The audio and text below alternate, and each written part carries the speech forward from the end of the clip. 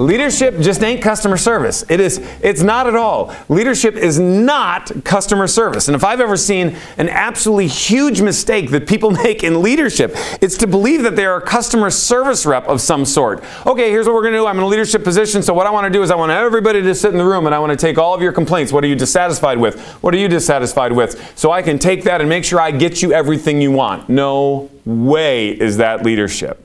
That is one of the highest forms of wimpiness that could possibly exist as a leader. Why?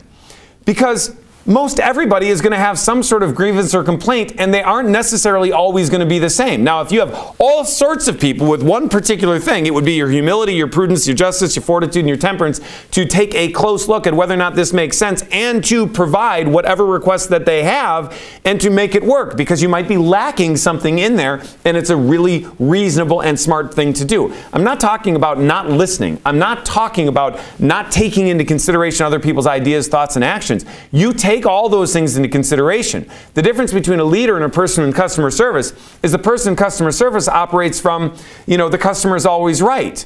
Well, it's literally impossible to be in a leadership circumstance and to say to everybody that you're leading, you're always right. I mean, no. A lot of times they're abundantly wrong because they're not operating from temperance, from fortitude, justice, prudence, or from humility. Just try that with your kids. I want candy. Here's candy. Okay, I want to file a formal complaint. You make me go to bed early. Okay, stay up later. I want to file a formal complaint. I want an Xbox and to play video games all the time. Okay, well, let me just make sure that I can reconcile that for you. Here, you have your Xbox. That's what customer service parenting is, and it doesn't work. Customer service leadership doesn't work that way either. Sometimes you go, you know what? Should be reasonable. You've gotten a little older, and we've kept the same bedtime, so I am listening to that. And through prudence, justice, I'm going to actually say, yes, we need to take the bedtime to a later session. So you do listen, you consider, and you make a move because it falls under the banner of those things. Where we fall short is when we go from leadership into customer service is when the requests that they're making under the banner of customer service fall under a place of imprudent and unjust.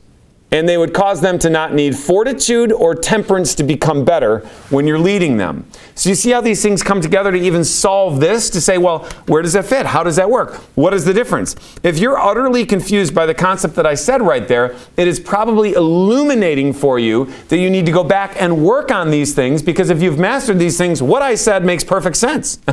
Pretty interesting how these things build upon each other in order to get there.